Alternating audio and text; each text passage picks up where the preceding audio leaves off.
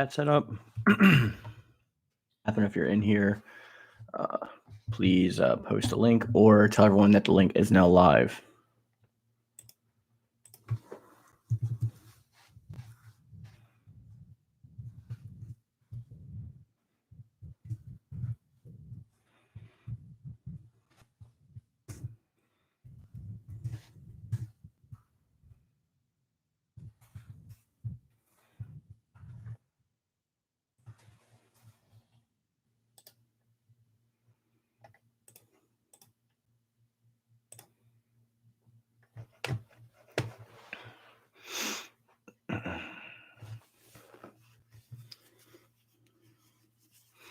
It's hot in here already.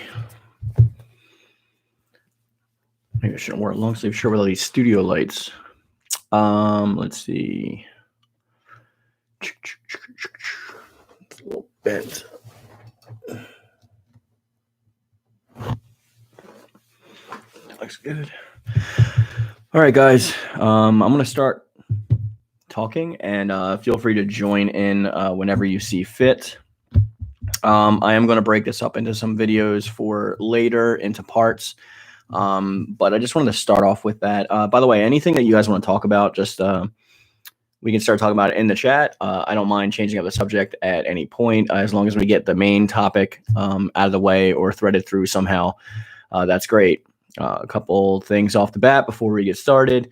I do have super chats enabled, so those are greatly appreciated. Or you can hit the join button and next to the subscribe button. I do have a Discord, which should be in the description box down below. It costs nothing to join the Discord. I don't have it blocked by anything, so you could just straight up join if you want. And besides that, just how are you guys doing today?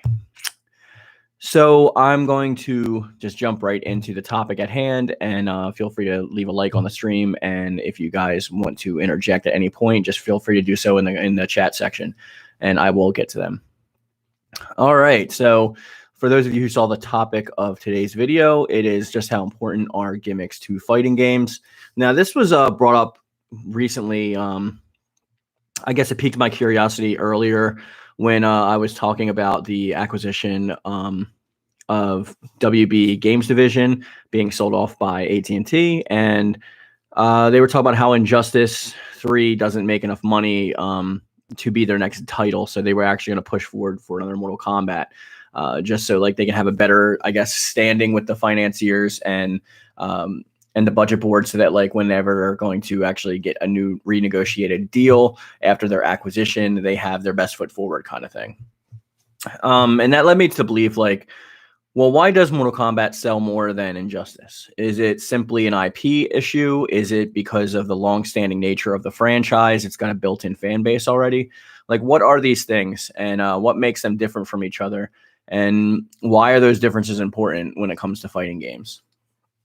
So this is something that like I've talked to with my chat a lot before, and hopefully we get some newcomers in here to discuss this as well, so I can get some new opinions. But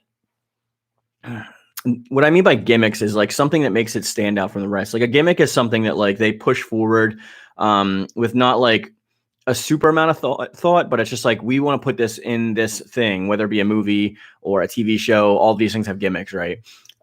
Just to grab the audience's attention. But does the audience's attention, once it's grabbed, is it held? That's usually why they count on things like the mechanics in the game and the characters and the story and things of that nature to keep people in. But gimmicks are pretty much what brings people in. If you want to think of it as a YouTube video, think of gimmicks as the thumbnail. People see that gimmick. Like, let's say Soul Calibur 3, when they first came out with Create a Character, they splashed Create a Character all over the promotional material so that people would click on that video pretty much and be like, all right, this is what's getting me in the door, but are the mechanics and the story and characters going to keep me here? You know what I mean? So it's pretty much a differentiator, something that gets interest within a said medium, right? We just so happen to be talking about video games today. And what keeps them there is the actual, the mechanics and whatnot. So let's bring up Mortal Kombat. Let's start with that first, since like this is what's been recent in the news recently, or the rumor mill, I should say. Mortal Kombat has kind of always been a gimmick game. They've always been heavy gimmick forward. It's always been heavily reliant on things of that nature to draw people in. When we first came out, we had like the gore aspect, right? So when Mortal Kombat first came out, it set itself apart from the rest of the group by saying like, we're super bloody, right? And not only did they go with blood, but they went with like humor in it as well. So you have like the the famous whoopsie and all that stuff, like trying to literally get people in the door through like comedy and gimmicks of like the gore and the fatalities. That was like a huge gimmick because nobody's ever done that before. They had like finishing and stuff like that, but like not straight up just like fatalities. So Mortal Kombat kind of paved the way for that. And it really set it excuse me. It really set itself apart like off the jump and got people invested in the characters and whatnot. Swallow some dust.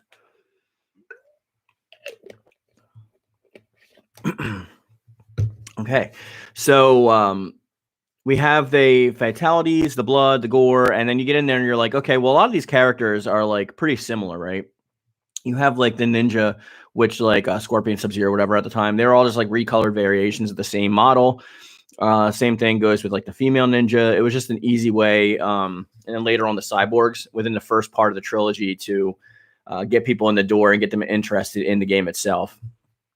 So the mechanics, like, I guess, tried to speak for themselves and eventually evolved with time, like the 3D era, which is like a lot of people's favorite era of the genre, when they went from the motion captured. I mean, they still use a lot of mocap, but they went from the motion capture to the more aesthetically, I guess, animated 3-dimensional style for like the PlayStation 2 era kind of thing.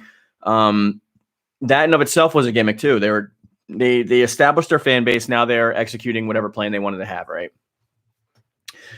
So when we see this, we see how important is this with Mortal Kombat. Well, let's see what happened with the game. The 3D era implemented many more. First of all, they heavily like weighed down on the gimmicks they already had in place. So they had like way more fatalities. They had way more characters. They differentiated themselves from each other greatly. And then besides that and beyond that, we started getting the mini games in the games. So, we had like Puzzle Fighter, which I believe was in like Deception. And then we had like the Mortal Kombat Chess, which I think was Deadly Alliance. I could be mixed up with like those two. Hey, what's up, Solar Flare? How you doing? And then like with Armageddon, we had Create a Character, right? And that also had, I think, Motor Combat in there as well. So it was like Mario Kart, but for like Mortal Kombat characters. So they already implemented these like gimmicks, and now they're furthering their expansion by implementing more gimmicks. At this phrase, the PS2 phrase, they're pretty much throwing anything at the wall to see what sticks, to see what people like, to see what kept them invested in the game. And this was leading up, obviously, to the reboot after Armageddon. But those gimmicks like brought eyes to the board, and it made them stay. And I believe the next part when they came in, with like this week on Cooking with Scorpion. Yeah, they had a lot of like gimmicky stuff to keep people in. And this conversation is brought up by people. I made a video about like the best whatever, like fighting games based on like a variety of different topics. And a lot of people in the FGC, like a lot of the fighting game community, was like, well, none of this is important. It's all just like based on mechanics. Like we just care about mechanics. Which is what led to this thought process. Like how are gimmicks important? But the thing that I think a lot of the FGC people don't keep in mind is the fact that the gimmicks like get people into the door of the game themselves, because they only play popular stuff, right? You'll never see a non-popular game in like any esports arena, because like it's mostly self-promotion, like kind of. Hey, Irvin26, how you doing? Yeah, the Nate Gray. He is somewhere. He's right over there. There he is. Atherton said if I end up dipping out, yeah, it's fine. And what they fail to understand is that like these gimmicks keep people interested in the game. That's what entices them to find out the mechanics. It's what entices them to stay with the characters and to learn characters and become good with the characters, right? So a lot of them like think that just the mechanics are like what makes a game like super important. But it's not really. Like, I mean, the gimmicks play a really important role, and I don't care what you say. Like, and every fighting game is I don't want to say guilty of this, but every fighting game executes gimmicks to an extent. So we started with talking about Mortal Kombat, right? We went into a heavy amount of like how much they relied on gimmicks in like the first half of their lifespan, and even later more so on. But we'll get into that a little bit. But we have other long-running fighters like Street Fighter, right? Street Fighter Third Strike is straight up just like, all right, we're going to get rid of like all of our characters and replace them with new characters, and heavy on the community. That's even a gimmick in itself. It was kind of postulating itself as like a heavyweight fighting. Come for the gimmick, stay for the show. Exactly. That's like the one thing that the FGC doesn't understand. They think that gimmicks get in the way of a game's popularity. They wish that everything from all the FGC people that I've talked to and spoken with personally, they wish that like they would see all games stripped down to basically being like arcade story, a story if possible, labbing, and then taking that online and having like an awesome netcode and being able to throw down. But we've seen how this doesn't work. Like Virtua Fighter 5, for example, like it's been reiterated so many times over the past like 15 years. And this most recent iteration, even though it was free for PlayStation Plus, like off the bat and off the jump, its player base dropped drastically after like a week, almost to the point where like barely anyone was playing at that point. And that's because Virtua Fighter was like their perfect pet project with that kind of thing. Like it's got rid of the story mode. It got rid of like the granted, they never really have a story mode to begin with, but like I got rid of the mode that was like they would unlock their customization options, and instead they had all their customization options like locked behind like a $10 paywall that you had to access. So you couldn't even access customization unless you paid for it. And they relied heavily on just their fighting engine and hoping that people like the mechanics. First of all, the problem with the Virtua Fighter 5 is like it was peer-to-peer. Like, so they've been using the same 2012 model that they were using for the original Virtua Fighter 5, and we noticed that doesn't work because as soon as you lose concurrent players and you're reliant on like disproportionate like levels of internet and Wi-Fi and even Ethernet bandwidth, then you're going to get drop off like immediately fast. Let's read some of the comments. Michael Garcia says, I think it's stupid when they make new characters and act like the old characters never existed. Off topic, do you know when the trailer for is out? It's already out. The trailer for Saints Row is already out. I've already seen it. Yeah, Mike, to your point, I think it is pretty stupid when they do that. I think there should at least be like they should be there in some capacity, whether it be in the story mode, show training characters or things of that nature, just like at least in the game. But Virtua Fighter, like I said, was a prime example of this. We see the player drop off, but a lot of these games that are heavy influenced with gimmicks like stay on strong for the entire time that they come in. Now, this isn't a one-to-one correlation either, because we saw the immense popularity later on with Mortal Kombat adopting not really the variations, but the customization options in later games. And then they actually applied those same customization principles to their Injustice series. The Injustice series didn't really... Well, Brian, Ashalot is not owned by Project Soul or by Bandai Namco, so I don't really know if they would come back in any limited capacity. And I understand because Shura is like one of my favorite characters, but I don't think she'll come back either. So if I said, I mean, in Japan, it's called Virtua Fighter Esports Edition. Yeah, that's exactly right. Like they changed the name here because they know that like there's such like a not disdain for the word esports, but it makes longtime players like really not want to get into a game because esports equates to bare bones pretty much. Street Fighter 5 had like a really horrible drop off when it first came out because like it came out like launching for the tournament cycle, and it had almost no content in the game. The Street Fighter 5 Collector's Edition that we know today is vastly different than the original in terms of everything. Like, I mean, we're not talking just DLC. We're talking about mechanics they changed within the game, to stuff they added within the game. It was really bare bones at first. I remember there was a huge outcry when Street Fighter 5 first came out of a lot of people being like, this is not worth $60. Like, why are we paying for this game that's a glorified arcade edition with like a base roster of characters that was in like the first game pretty much.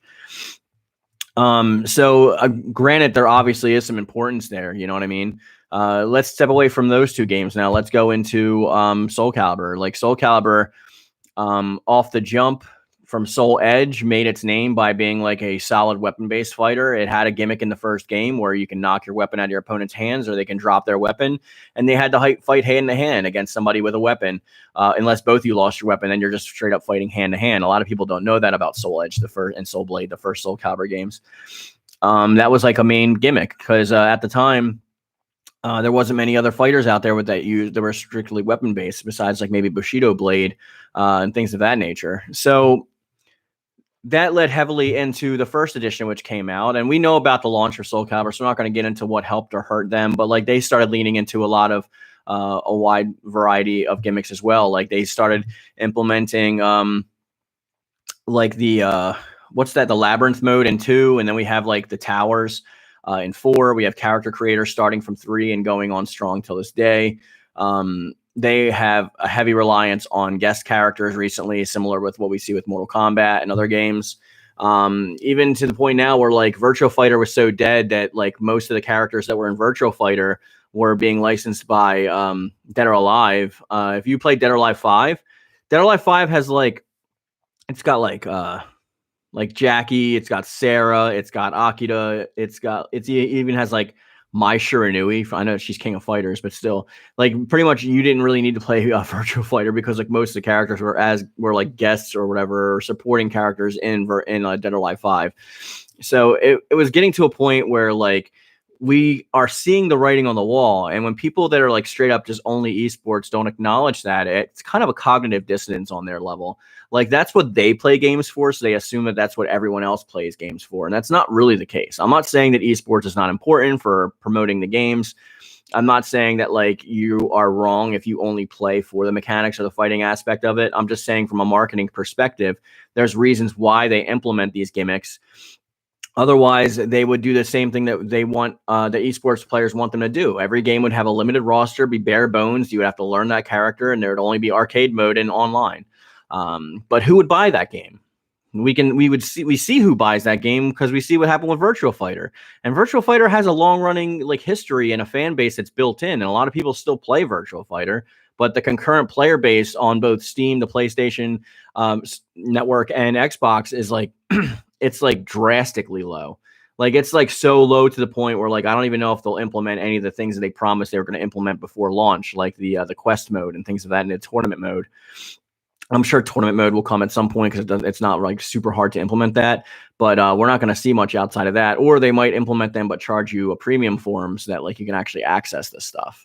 A lot of these like these systems and mechanics have bled into single player games as well, and like the MMO type sphere or like games similar to that. We've seen countless times like Destiny actually pulled it off pretty well, but like a lot of people complain about how like the lacking of content when it first comes out, similar to what we saw with Street Fighter V, the original. And over time, like they build it up as a games of a service. But that doesn't work across the board either for everything else, because we saw Anthem fail when they tried to do the same thing. Marvel's Avengers failed trying to do the same thing. And I still play Marvel's Avengers. Like, I mean, at least they make their DLC free. So I can't really like fault them for that. And I enjoy the gameplay aspect. I'm looking forward to Spider-Man. But a lot of that stuff, a lot of the gimmicks is what keeps people there. You know what I mean? They even touted having customization options and things of that nature, and not just like relying heavily on the heroes and the IP. It's not just them either. Like, I mean, every like gimmick has been in there for forever. Bushido Blade, I know it hasn't really had any like second iteration, but what made that game popular was the realism when it comes to the weapons combat. People knew that like if you slash a leg in Bushido Blade, they're going down to one knee, and you got to fight the rest of the match on one knee. Like if you slash an arm, you can't hold your weapon with that arm anymore. Like it was pretty cool the way they implemented that, and a lot of that fed into later titles. So I don't know. Like the thing I'm getting at with this is that like there's different people play games for different reasons, and I just don't understand or like when people try to push their own ideals about like what makes a good game onto other people, because obviously like people buy games for different reasons, right? I know some people who strictly don't play multiplayer, period. I know people who only buy games that are co-op because they want to play with friends, and they don't even bother with the story, they just want to play. Which games like Alien Fireteam would be great for, you know? I know people who only want to play like bare bones games and only play like with the mechanics with just their friends or just online. There's like a wide variety of people out there, and like these games are marketed towards kind of everybody, and gimmicks help streamline that. Gimmicks help get you invested with what you feel like is important with a game. It's not even just like fighting games. Like I said, it's across the board. We just so happen to be talking about fighting games. But I don't know. I'm interested to hear what you guys think. I'm going to read the chat and see if there's anything interesting that you guys have. Let me postulate a question to you. What gimmick so far in a fighting game has been your favorite? I know mine are probably tied for 2. I really like character creation, and or customization works too in like most games. But sometimes mini games like really help to distract my mind too. Like that's why I love the Yakuza series so much. You can pretty much play Virtua Fighter in the Yakuza like arcade. Not only that, I actually really liked Puzzle Fighter on the 3D era of Mortal Kombat. Puzzle Fighter was my jam back in the day. Solar Fire says games are for everyone, not just certain groups of people who only want it their way. Yeah, I mean that's why gimmicks are important, because it helps to weigh your decision of what a game is cool or not. Because we know that IPs don't sell themselves. Because I've seen that too. Like esports people will be like, oh well, people will play this because it's like Marvel, and all the Marvel fans will play this. I'm like, yeah, but is that the case? Marvel's Avengers pretty much failed. Marvel vs. Capcom Infinite was for the most part a disaster. Like it's not like just the characters being in the game like sells it. Like that's not really like the thing, period. Like I mean a lot of Naruto fans don't like Shinobi Striker. I happen to like Shinobi Striker. I think it's a fun game if you have a bunch of friends to play it with. But just having the Naruto IP wasn't alone enough to shoot that game into popularity. It's still pretty, obscure in the grand scheme of things. I hear people talking about they want like a Storm 5 like all the time. And this is the case with most of this stuff. Like Dragon Ball is probably one of the most popular IPs on the planet. And we've seen games of Dragon Ball fail. We had Battle of Z. We had Ultimate Battle. And even as far as the early first PlayStation 2 games, people weren't really big fans of like Dragon Ball GT Final Bout, Ultimate Battle 22. I think the only one that was like admired from that era was Dragon Ball Legends, which is kind of hard to get a hold of. But an IP alone doesn't sell it either. That's why gimmicks are important. You can have like let's say like if you found out tomorrow that Marvel was going to create a fighting game, I'm sure the IP of Marvel would automatically pique your curiosity and be like, well, what can they do with this? What are they going to do with the characters in this, right? But what's going to draw you into buying that game? The first thing you're going to ask yourself is what makes this game different from other fighting games? Because if it's just like Ark's systems works, right? Like I love Ark's, but their games are usually IP skins, kind of like similar. It's like if you like Dragon Ball, but you didn't like Blaze Blue, you're gonna like this game, even though it's it's pretty much the same thing with like a Dragon Ball skin on top. Like there may be differences here and there, but overall, how the gameplay works, how the fighting works, it's pretty similar with like Guilty Gear or like anything like that.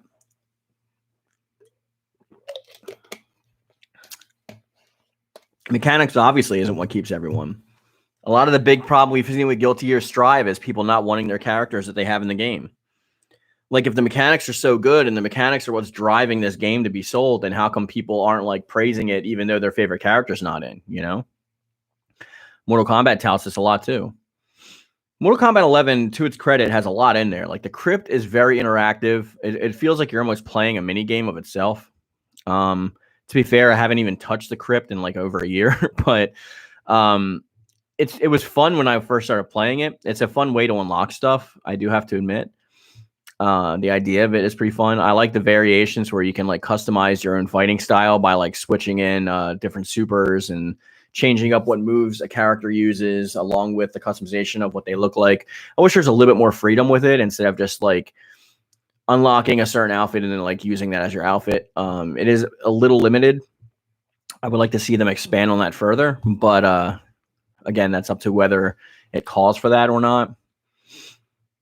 But yeah, I don't know. This might be a 30-minute stream today because it doesn't seem like there's much interaction going on. Guys, for those of you who don't know, I do streams every Saturday at 1 p.m. Eastern Standard Time. So that doesn't change. Like, unless I let you know in the Discord whether or not I'm going to be streaming on Sunday instead, or the stream is canceled. It's usually Saturdays at 1 Eastern Standard Time.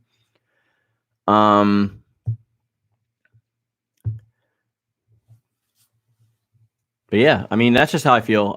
Basically, all in all, I feel like they're important gimmicks. That being, I think that everyone knows that, or else we would see a increased player base for games like Virtual Fighter. I think that if games don't rely on something that drags you in, then you're not going to play it and you're not going to care about the characters. You know what I mean? Just as Solarflare said earlier, you come for the gimmicks and you stay for the show. With that being said, guys, we're going to bring this video to a close. I want to thank you all for spending time with me today. If you like the stream, please like the stream. There's plenty of options to interact with me, including Discord and other things, if that interests you. But with that being said, we're going to bring this video to a close. And I always say, I love it. Thank you. And thank you.